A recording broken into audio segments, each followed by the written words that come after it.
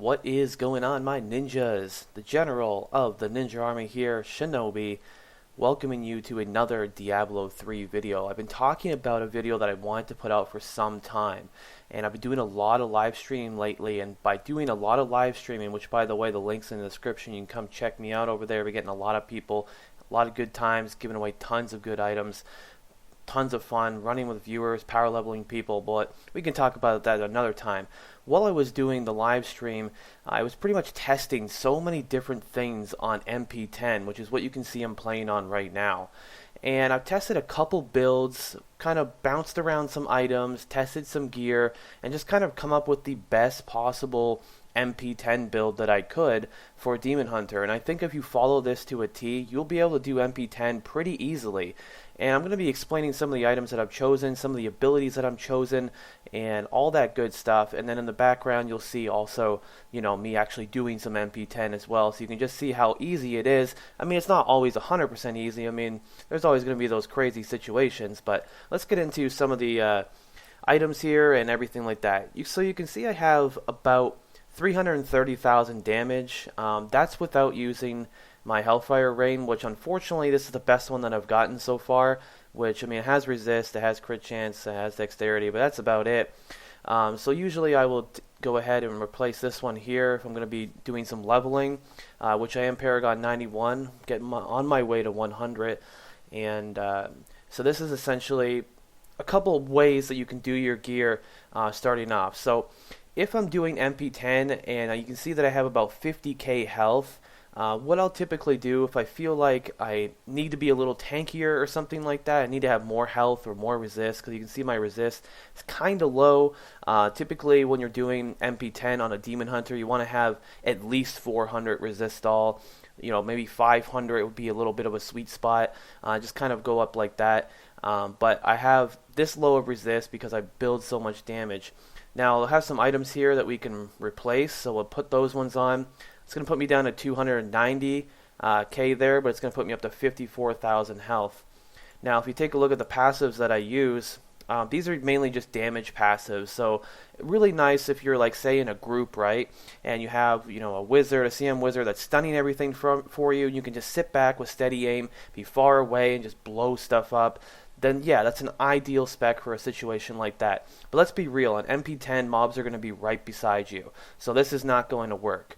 So Perfectionist is something that I like to go with next, just because it reduces the cost of your discipline abilities, gives you increased health, gives you increased armor, and gives you increased resistance.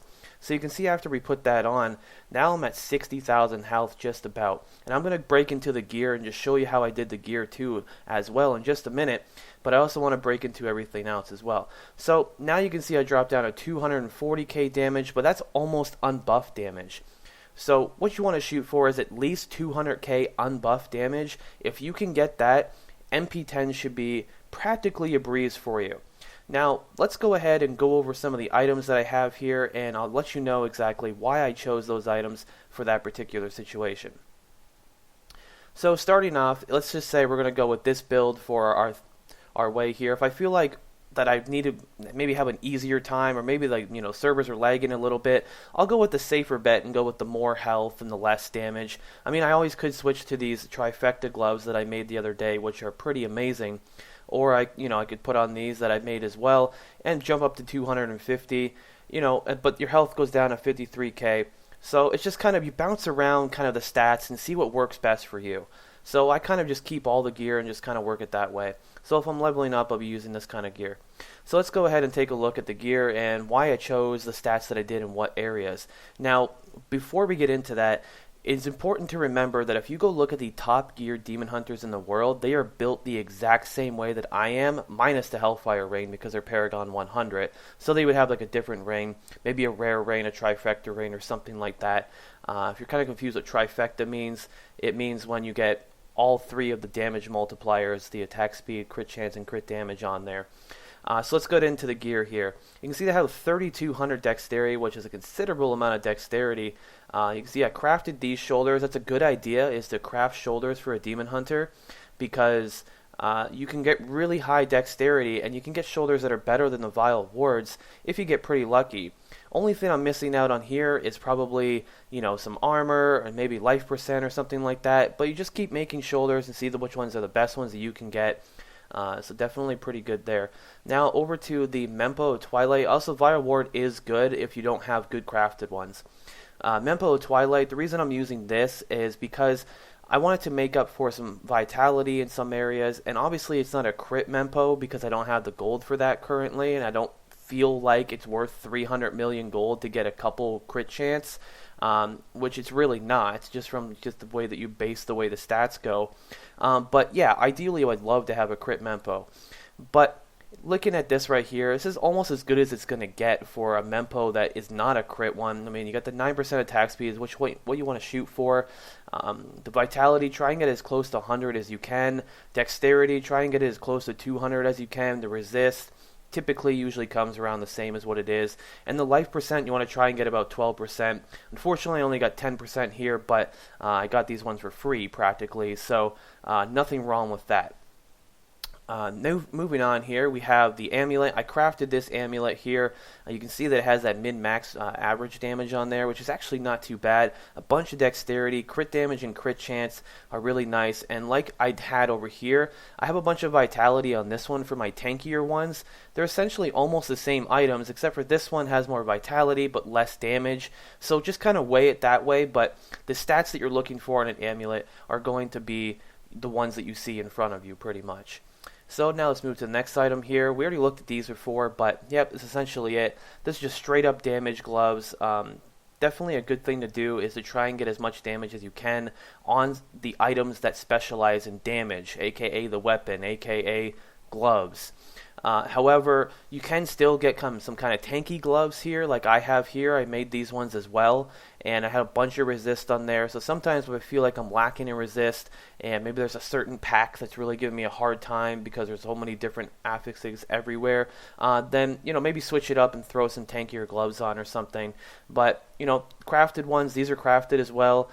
You can buy some off the auction house, but if I were to sell these on the auction house, if I was able to, these would be worth probably like 700 million gold. So, yeah, I mean, you can weigh the options. Make your own gloves. You're going to save a lot of gold. Trust me. It took me 500 crafts to get these, but that's probably a lot cheaper than 800 million gold. Let's move over here to the chest piece here, the Ina Vast Expanse. Now, you're going to go for the 2-piece set bonus. That's going to be very important. Now, with the 2-piece set bonus, I mean, you're going to get the 130 dexterity, which is great.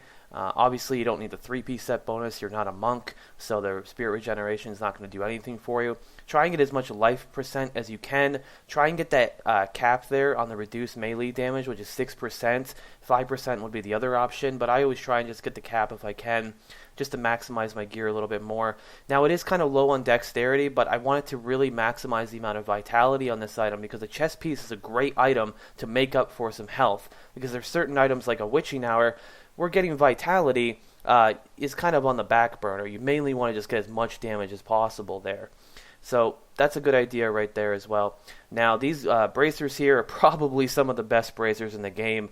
I mean, look at that dex, vitality on there, resist all, 6% crit chance. That's why I'm not using Lacuni Prowlers. You can use Lacuni Prowlers, but if you craft bracers like this, throw those Lacuni Prowlers back on the auction house because these are better.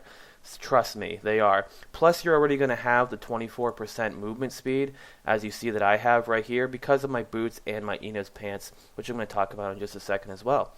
So, stats to look for, obviously the ones you're seeing on the screen there. Next here, we have the Witching Hour. Now, the dexterity ones are pretty pricey. If you're maybe, if you're not playing the Demon Hunter and you maybe buy an Intellect ones, those are a lot cheaper. I got this for a really good deal, probably about 20 mil, something like that, and they're worth more than that now. I really just usually get really good deals on stuff, so take your time, guys. Get good deals on stuff. Play with the numbers. If you put up 130 dexterity and then you see it's like worth 40 million gold, but then you put like 127 and you see, oh look, there's a 128 dexterity one for half the price. Yeah, no one's going to pay 20 million gold for an extra 2 dexterity. So get the best value for the items that you're buying, like I did with this Witching Hour here. Obviously, Witching Hour would be nice to get some vitality on there and some resist all, but if you don't have that much gold, then you want to try and get the best bang for your buck there. Now looking at the rings here, we talked about the Hellfire ring already. The other option that I use is the Litany of the Undaunted. Now I've become really fond with this item itself, because if I were to show this over, that's 15,000 more damage that I'd be getting. Now I like this item because you get a lot of dexterity, you get a lot of resist, you get the reduced damage from elites by 6%, which is great, helps on Mp10 for sure. Then you have your crit chance that always comes with it, and you can add crit damage on there, and there are even some out there that have attack speed on them too, but of course they're really pricey. This item right here, I got lucky and got for about 10 million gold off the auction house. Not bad, huh, for how much damage increase it gives my character, and how much survivability it has all in one item. Definitely great if you're not using like the Hellfire Rain already. Now the other item is going to be Natalia's Reflection. This is a very important item because it's going to give you your 2-piece set bonus, which is the 7% critical strike chance. Definitely a really great addition as well. So 111 dexterity here, you got the cap attack speed there, crit damage on there. It comes with attack speed normally, like that's just how it comes. But if you want to maximize your damage and try and add some more of those multipliers on there, then obviously putting a crit damage on there, or maybe crit chance, depending on how your gear is looking, how your stats are looking, just go with whatever is best for you. But that's why I went with the Natalia's Reflection there. These can be pretty pricey, so be careful with spending a lot of gold, and try and stay away from the all resist ones because people overprice those for some reason. So now we're going to go down to the boots, obviously we just talked about. Now they don't typically come with a lot of vitality on them. I think the most you can get like is 100 or something like that. You might be able to get a little bit more than that, I don't remember. But the thing is that the most dexterity you can get, you can buy these exact same boots without the vitality for like 2 million gold on the auction house. Getting the vitality is where the price is going to really come into matter there. So make sure that you shop around, get a good deal on them, because getting the 2-piece bonus is going to be great. And then look at that. Reduces damage from melee attacks by 6%. By 6%. Litany here. By 6%. That's 18% reduced damage there. Now obviously it's going to be scaled down because you're in Infernal difficulty, but still, I mean, that's nice to have. I'm able to be pretty tanky versus mobs, as you're probably seeing in the background in some action there. So obviously the Enos Temperance, definitely great for pants. Very, very popular pants. And the way that this whole character is built this way is built a particular way so that you can put the right stats in the right area and be able to do it. Mp10. So you can see here, obviously it had the lesser gem in there. I don't know why that's in there, but I'll have to fix that. You can see 137 dexterity. Getting vitality on an item like this is going to make it a little more pricey, but so if you have the gold for it, then get it. But if you don't, focus on the dexterity first and then try and build your health up. Getting the max attack speed there, very important. Always comes with the movement speed and the 1% crit, so you don't have to worry about that. You can get pants similar to this nowadays. I don't even know. I mean, I get all my gear for really good deals. I mean, I may pay 30 million gold for something like this and it may be worth 80 million. I just get really good deals and I shop around all the time. I take my time when it comes to that stuff. Next item here is going to be Dead Man's Legacy. Now, one thing you can do in Dead Man's Legacy that's great is you can stack a lot of vitality. Now check that out right there. You can see how much vitality is on there. Typically it will come with about 197 vitality, but you can actually get it up to like over 300, which is going to help your character so much with survival in Mp10 and let you just take those hits so you can heal them back up. Obviously the dexterity on there is also nice. Go for the 20% attack speed and the 10% crit chance. There's no reason you can't get both those stats because, I mean, you can buy, you know, items that are slightly worse than this right here for like 8 million gold on the auction house.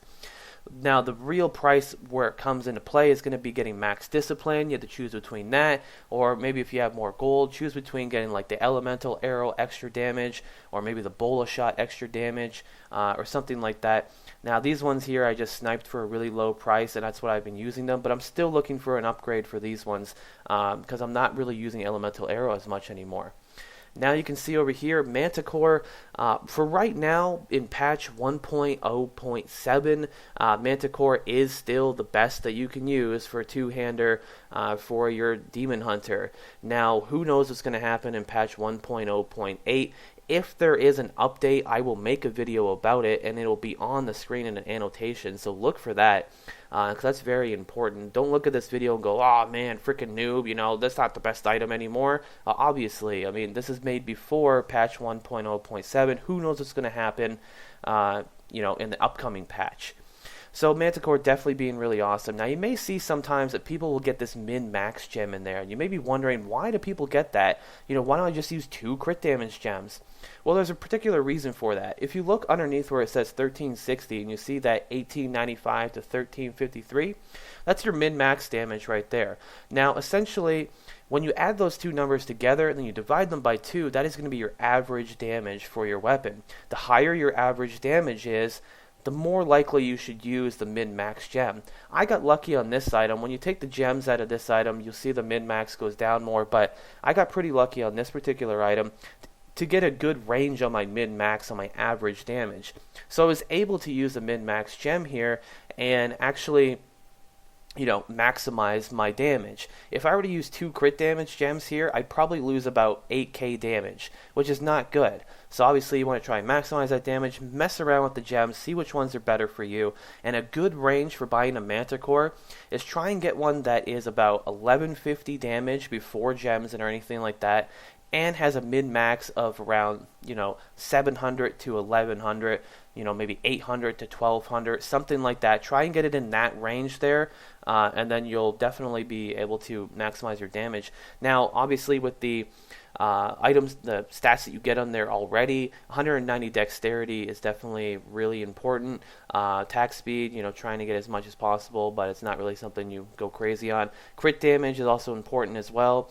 66 I would say is decent. Like, try and get at least 65% crit damage. And hopefully Manticore is still the best crossbow by the time patch 1.0.8 comes out, because if it's not, this item here was a waste of gold. However, we'll see with the time to come, and we'll see what happens with that. But that's essentially all of the items here, everything that I have set up. Now, the abilities that you've been watching this whole time on the screen, I'm going to explain why I use those abilities. Preparation I've used since the beginning of Diablo. I was probably one of the first people to even get people to start using this, along with Shadow Power and Smokescreen and all that stuff. But Shadow Power is the next one. That's how you heal yourself back up. I mean, it's a no-brainer. Lately, I've been using these 4 abilities, which is something different than I've been using in the past. In the past, you go back to older videos, you can see the items that you know, skills I was using. I use the Sentry for Mp10 because you're going to be standing beside mobs. So when you pop that Sentry down, you're just reducing the damage by 15%. Add that up with this other stuff over here, you're getting kind of tanky now, which is definitely great. But you're kind of tanky, but you do good damage. That's the best of all worlds. That just screams Mp10 potential right there. Sentry is definitely good there if you're doing maybe a lower MP level, but probably not because you're watching a video entitled Mp10. Here you can switch it up, go with other stuff. Fan of Knives is something I like to mess around with. You know, you have the boar here in the companion area, the boar that gives you 15% resist to all. I like him as well, but if you use him on a higher MP level, he's going to die really quickly and be pretty useless. So maybe just use him like an MP5 or lower or something like that. But for the higher MP levels, I really like the Sentry. Give it a try. Let me know what you think about it. You can put 2 down at one time, and they do decent weapon damage to help out with bursting down that elite really quickly.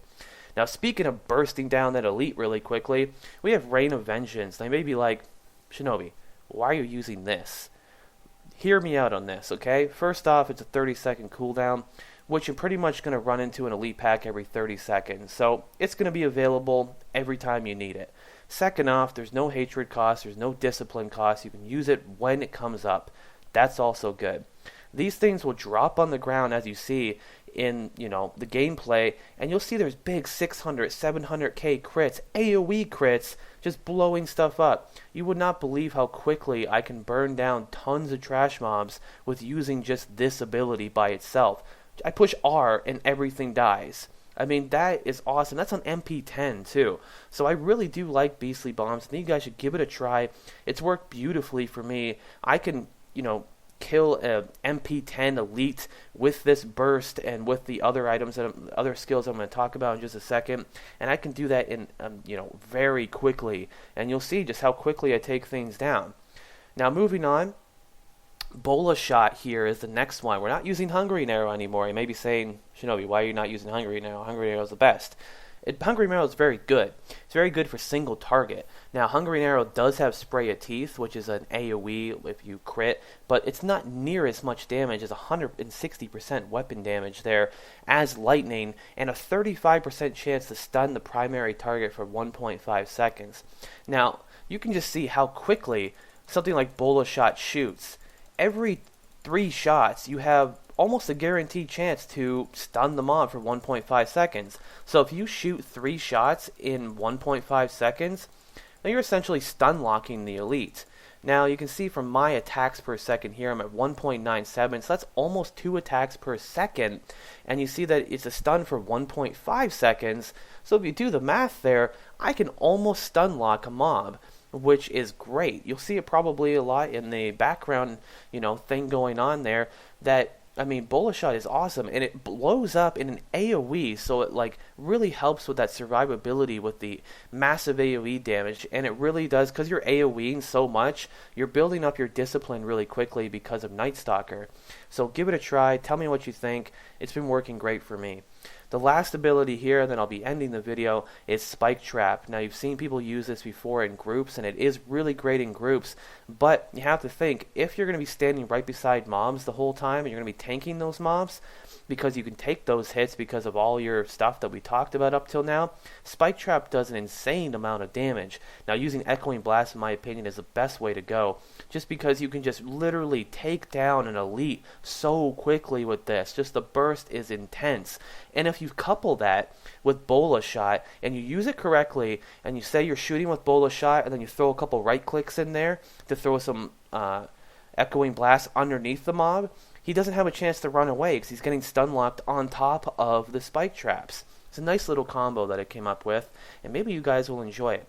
Now hopefully you did learn a lot from this video. Work on your gear, build your gear the way that I told you to build it, use the skills the way I told you to use them, and you'll be doing Mp10 in no time. Anyways, come check out the live stream, guys. Follow it, like it, all that good stuff. Links down below, and I hope you did learn a lot in this video, and I'll be teaching you guys much more at the live stream, giving out gear, running you guys through stuff, doing gear checks, being your personal ninja leader. Until next time, join the Ninja Army, and I'm Shinobi.